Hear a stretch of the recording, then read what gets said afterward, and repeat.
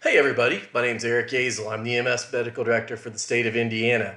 I'm so excited to be part of FDIC 2024 and to be able to return to my hometown of Indianapolis to talk to everybody. I'll be speaking on mobile integrated health as a vehicle for addressing healthcare disparities and overdose response. Over the years, we've seen EMS service delivery become an integral part of the fire service, and I think during the pandemic, we all felt the strain of healthcare disparities and how that led to heavy utilization and other challenges. We've all been affected by the overdose epidemic, as well as substance use disorder visits, recurrent overdoses, and that's led to a change in resource utilization, compassion fatigue, and a lot of other things that have profoundly affected the fire service. When you look at public health, they've undergone some major changes over the last few years as well.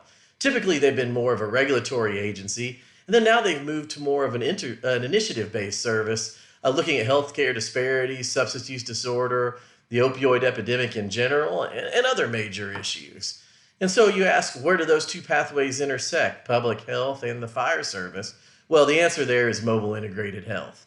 You may have heard this called community paramedicine in the past, and that's obviously led some people to think that's only service delivery by paramedics. You can also do that at the EMT level. It just has to be by an EMS provider, and hence why we've moved to the term mobile integrated health. It's just EMS professionals operating within their scope of practice. And the general theme is this is EMS personnel delivering healthcare services to people at their place of residence. And you can, these patients have some sort of healthcare vulnerability that makes them appropriate for a service like this. Why it works so well from the EMS side of things, multiple reasons. EMS service is versatile. You can adjust to your community on almost a daily basis. And you arrive right on someone's doorstep and deliver the services. You don't have to worry about transportation and other barriers.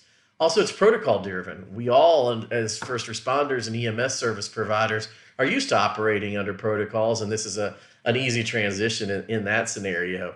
You just identify a healthcare initiative, you develop a protocol, and you train your personnel to implement that protocol. Last but definitely not least, it's fiscally responsible. I always complain about EMS reimbursement, but the one thing we can do is take advantage of the fact that we're a service delivery mechanism that's more fiscally responsible than a brick and mortar site or other healthcare delivery modules. MIH is one of the few programs where everybody wins. First and foremost, the patient wins because that's what it's all about. You're delivering healthcare to the most vulnerable in your community, and by the need of somebody identified as a mobile integrated health patient, they have some sort of vulnerability that you can address. It's a win for your EMS service. Basically, you're decreasing your non-emergent 911 calls from your system and allows you to respond more quickly and effectively to your true emergencies. It's also a win for your healthcare system. MIH in general decreases admissions and readmissions to your local hospital. It can help with ER crowding and all the other things that have been struggles for us over the last few years. I'll be honest, it also doesn't hurt come budget time when you're talking to some of the elected officials in your community, and you can demonstrate that you've delivered these essential services as part of the healthcare continuum of your community to some of the citizens who need it most.